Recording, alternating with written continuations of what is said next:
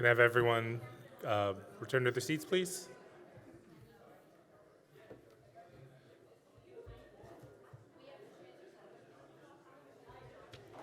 Hi, everyone. I hope you enjoyed the lunch. We are going to start back up again. I think there's a few more people trickling in. I'd like to go ahead and introduce Dr. Resmi Ravindran. Yeah. She's from the University of California, Davis. And I've known Resmi now for probably 10 to 12 years. Yeah. So it's a pleasure for me to introduce her to you all. Resmi is currently working as a senior scientist in a Clinical Proteomics Core Lab in the Department of Pathology at the University of California, Davis Medical Center. She has a broad background in infectious pathogen immunology with specific training and expertise in developing highly efficient and high throughput multiplex approaches for disease-related immune biomarker studies. Dr. Ravindran is a key researcher in several collaborative and national and international infectious disease research with scientists and clinicians in the US, India, Uganda, and Pakistan for the chronic lung infection disease, tuberculosis. With that to do, I'd like to introduce you all to Dr. Ravindran.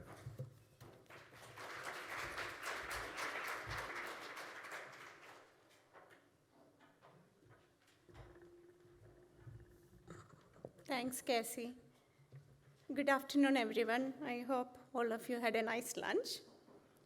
So today I will be talking about the evaluation of a bead-based multiplex SARS CoV-2 variant neutralization antibody assay for vaccine efficacy assessment. So here is the agenda for today. I'll discuss the various SARS-CoV-2 neutralizing antibody tests currently being used and introduce a bead-based multiplex viral neutralization test from Biorad Laboratories and its comparable performance with the gold standard neutralization test, which is the whole or live virus neutralization test in COVID-19 patients. Next, I will talk about the evaluation of the bead-based multiplex viral neutralization test in individuals immunized with Pfizer and Moderna vaccines, and how binding antibodies correlate with neutralizing antibodies in this group. I'll also talk about the evaluation of the bead-based multiplex viral neutralization test in animal models for COVID-19. Finally, I'll highlight the benefits of the bead-based multiplex viral neutralization test. As we all know, when SARS-CoV-2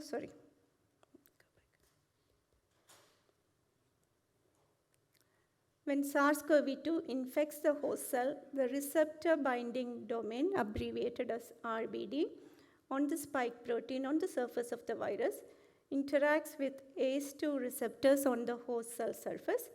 This interaction helps internalization of the virus, leading to its replication and subsequent infection. When the virus infects the host cell, antibodies are generated against various regions of the virus. These antibodies are broadly classified as binding antibodies or neutralizing antibodies.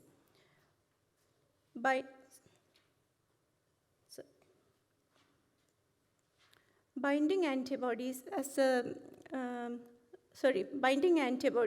are able to bind to the virus, but are not able to prevent the interaction between the RBD and the ACE2 receptor, whereas neutralizing antibodies, as the name suggests, are able to neutralize the virus. That means they are able to bind to the receptor binding domain on the spike protein, thus preventing its interaction with the ACE2 receptor. This in turn prevents internalization of the virus and its subsequent infection. So various commercial assays are currently available. They either look at the binding antibodies or neutralizing antibodies. Binding antibodies provide the information whether the individual is infected or not, whereas neutralizing antibodies provide the information whether the individual is protected from the infection or not. A robust SARS-CoV-2 neutralizing antibody test to look at the neutralizing antibodies against SARS-CoV-2 is needed, not only to evaluate the vaccine efficacy in clinical trials and after large-scale vaccinations, but also for convalescent plasma screening and to identify who needs a booster shot. FDA has approved several neutralizing antibodies for treatment of COVID-19. So I'll talk about the various neutralizing antibody tests currently being used. Gold standard is the whole virus or live virus neutralization test, abbreviated as WVNT. Here, live SARS-CoV-2 virus is used to infect host cells expressing ACE2 receptors. This is followed by the addition of patient plasma or serum containing neutralizing antibodies, and neutralizing capacity is assessed by looking at the formation of viral plaques. Since this test uses live SARS-CoV-2 virus, the test needs to be performed in a biosafety level 3 laboratory by trained personnel. Hence, this is expensive and takes 3 to 5 days to get the final results, so the turnaround time is really slow. A variation of the WVNT is the pseudovirus neutralization test. Here, instead of live SARS-CoV-2 virus, a pseudovirus, for example, a lentivirus expressing SARS-CoV-2 spike protein is used to infect the host cell expressing ACE2 receptor, and the test is performed as above. So this also, even though this doesn't use live SARS-CoV-2 virus, this still uses live virus. So the test needs to be performed in a biosafety level 2 laboratory by trained personnel, and the turnaround time is similar to WVNT. So both these tests are cell culture based, hence reproducibility is limited and not amenable to high throughput. A new addition to the neutralizing antibody test platform is the Bead-based neutralization antibody test from Biography laboratory. Here, instead of live cells and cell culture, magnetic microbeads are used. So I'll explain the principle of this test in my next slide. Schematic here shows how the bead-based neutralization antibody test from Biography laboratory works. So this is a Luminex-based competitive assay. Magnetic microbeads are used here. And proteins from SARS-CoV-2 virus, either the spike protein or receptor binding domain protein, is covalently coupled to magnetic beads. Beads are incubated with patient plasma or serum sample containing neutralizing antibodies. This is followed by the addition of biotinylated ACE2 receptor. So I had mentioned in my previous slide that neutralizing antibodies are able to bind to the receptor binding domain on the spike protein. So this binding interaction is utilized to develop this test. So neutralizing antibodies in the patient plasma or serum compete with the biotinylated ACE2 receptor to bind to the SARS-CoV-2 proteins on the bead surface. And streptavidin 5-coerythrin is used as the reporter, and output is the median fluorescence intensity. So higher the neutralizing antibodies in a sample, lower the binding of biotinylated ACE2 to the bead surface. That means higher the neutralizing antibodies in a sample, lower the median fluorescence intensity. Final results are expressed as percentage inhibition with respect to the negative control sample. So since this test uses a multiplexing approach, there is flexibility to add beads coupled to SARS-CoV-2 proteins from several variants of the virus in the same reaction. So we have collaborated with Biography laboratories to evaluate the utility of the Bioplex VNT in our studies. For the Bioplex VNT, plasma samples were serially diluted to determine the optimal dilution that gave the highest correlation between the Bioplex viral neutralization test and the gold standard test, which is the whole virus neutralization test.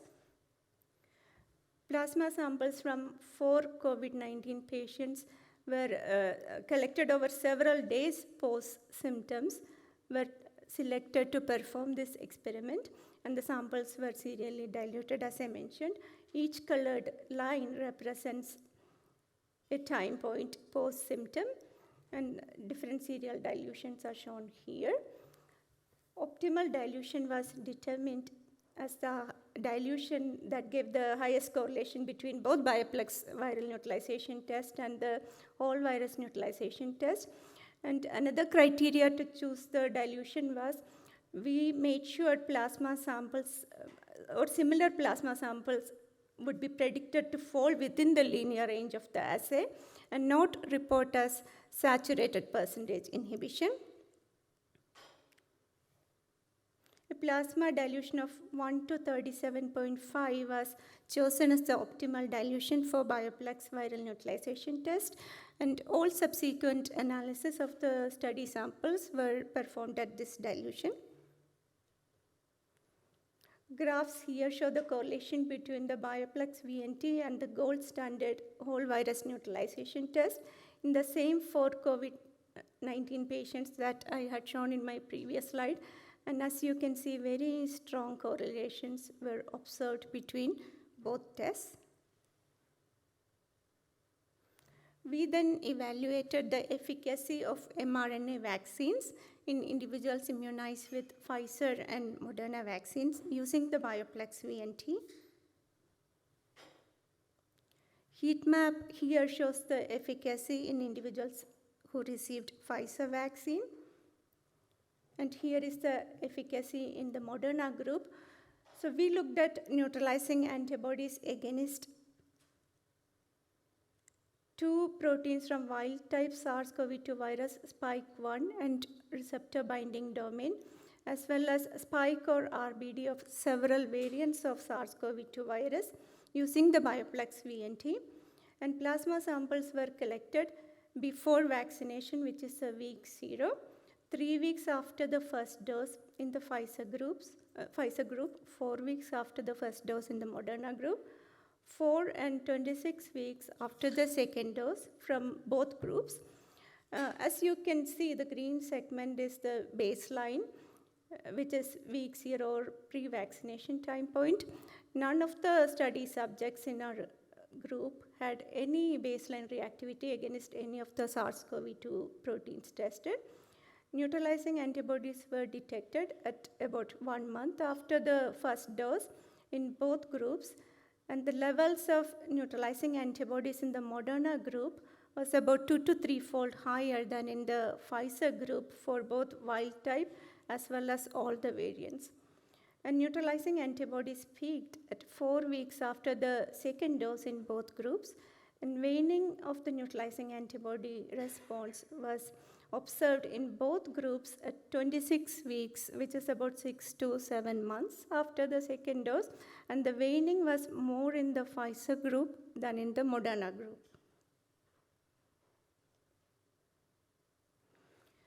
We had developed an in-house assay to detect binding antibodies against SARS-CoV-2 SRBD. So we looked at the binding antibodies such as IgG, IgM, and various IgG subtypes, IgG 1, 2, 3, and 4 in the vaccine cohort. So graphs here show the binding antibodies in both Pfizer and Moderna groups. So this is the total IgG level in both groups, and the levels were similar to what you have seen in the heat map for the neutralizing antibodies. So this is the baseline total IgG in the Pfizer group and Moderna group, and total IgG levels increased at 3 to 4 weeks after the first dose in both groups, peaked at 4 weeks after the second dose, and declined at 26 weeks after the second dose. So even though the total IgG levels declined, they still remained way higher than the baseline in both groups. And IgM was undetectable in both groups after post-vaccination. IgG1 subclass antibodies were very high in both groups. And as you can see, they followed similar pattern as the total IgG levels. And in the Moderna group, we have seen for total IgG as well as various IgG subclass, the levels were much higher than in the Pfizer group. IgG2 levels were high only 4 weeks after the second dose in both groups. IgG3 levels followed similar pattern as the total IgG and IgG1 levels, even though the levels were lower. IgG4 levels were inconsistent in both groups.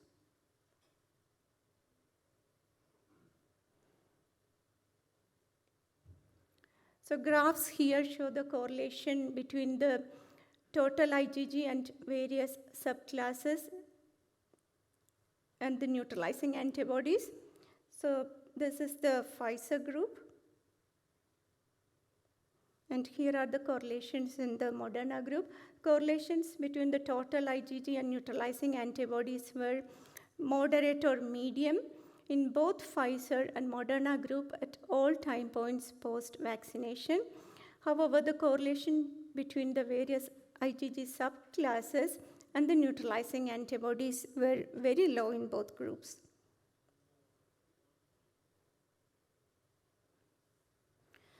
So in parallel to the human experiments, we have evaluated the Bioplex VNT using an elaborate panel of animal sera obtained from various vaccination and infection experiments. Graph here show the correlation. For some reason, it got skewed, sorry. So graphs here show the correlation between the Bioplex VNT and the gold standard whole virus neutralization test in non-human primates immunized with an mRNA vaccine encoding spike protein or adjuvanted spike protein vaccine alone. And I don't think you can see the R-square values here, but very strong correlation was obtained between both tests, non-human primates.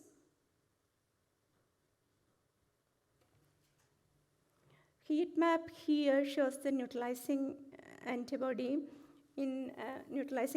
levels in non-human primates immunized with an adenoviral vector vaccine expressing spike RBD protein.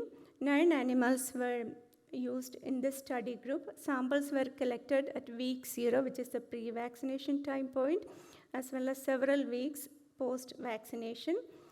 Similar to humans, neutralizing antibodies were detected at 4 weeks after the first dose in macaques, peaked at 4 weeks after the second dose, and remained high at 6 weeks after the second dose. So in addition to week 0, we have included another group of animals. These are non-human primates immunized with an adenoviral vector vaccine expressing nucleocapsid protein. So this group was also used to determine the assay specificity. As expected, none of the animals in this group had any baseline reactivity with any of the SARS-CoV-2 spike or RBD proteins tested. So these are the binding antibody, which is the total IgG levels in the 9 macaques that are shown in this heat map. And among the 9 macaques, 2 of them were models for HIV infection in humans. So these 2 animals were infected with SIV, which is simian immunodeficiency virus, which is the counterpart of HIV in humans. And these 2 animals were under antiretroviral or ART therapy. As you can see, these animals were able to elicit very strong neutralizing antibodies. So this is very promising for HIV patients. So these are the binding antibodies, a total IgG against nucleocapsid protein in the green animals shown at the bottom in the green segment here. And none of these animals had any cross-reactivity against SARS-CoV-2 SRBD protein. So in addition to macaques, we have evaluated the Bioplex VNT in small animal models for SARS-CoV-2 infections, such as hamsters, rabbits, and guinea pigs. So graph here show the correlation in hamsters between the Bioplex VNT and the whole virus neutralization test. And here is the correlation in rabbits. Very high correlation was obtained between both assays. Heat map here shows the neutralizing antibodies in hamsters experimentally infected with wild-type SARS-CoV-2. So we have used two groups of hamsters who received low dose of SARS-CoV-2 as well as high dose of SARS-CoV-2.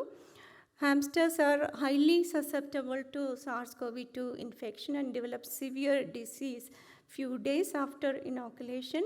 And as you can see, SARS-CoV-2 infection elicited very strong neutralizing antibodies in hamsters, irrespective of the dose used. So this segment shows the neutralizing antibodies in rabbits infected with SARS-CoV. Green is the baseline, which is uninfected rabbits, and the bottom red segment is the neutralizing antibody levels in guinea pig infected with SARS-CoV. So unfortunately, we only had one sample from guinea pig available to test. And as I mentioned, both these rabbits and guinea pigs were infected with SARS-CoV and not SARS-CoV-2. This is not surprising because the spike proteins of both SARS-CoV-2 and SARS-CoV share about 74% amino acid homology, whereas receptor binding domain protein share about 76% amino acid homology. So what you see here is the cross-reactivity between the proteins. To summarize, we have evaluated the Bioplex Multiplex Neutralization Antibody Assay using both human and animal sera. In fact, 4 species of animal sera, non-human primates, hamsters, rabbits, and guinea pigs. Very strong correlation was observed between Bioplex viral neutralization test and whole virus neutralization test. Very high sensitivity and specificity was achieved using the Bioplex VNT in human and animal sera. Correlation between the binding and neutralizing antibodies were moderate. So here are the benefits of the Bioplex Multiplex Neutralizing Antibody Assay. Unlike the gold standard whole virus neutralization test, Bioplex viral neutralization test does not need to be performed in BSL-3. This makes it widely accessible for both research and clinical applications. Faster and easy to use format enables the handling of large number of samples over a short period of time. It takes only about 3 to 4 hours to get the final results, as opposed to several days using the gold standard whole virus neutralization test. There is an option to run a standard curve and quantitate the levels of neutralizing antibodies in the test. Multiplexing platform enables the detection of 2 wild type as well as 11 variants of SARS-CoV-2 in the same reaction. So this is the panel currently available. Another major advantage is Bioplex VNT is both species and isotype independent. So thanks to all my collaborators, and thank you all for listening.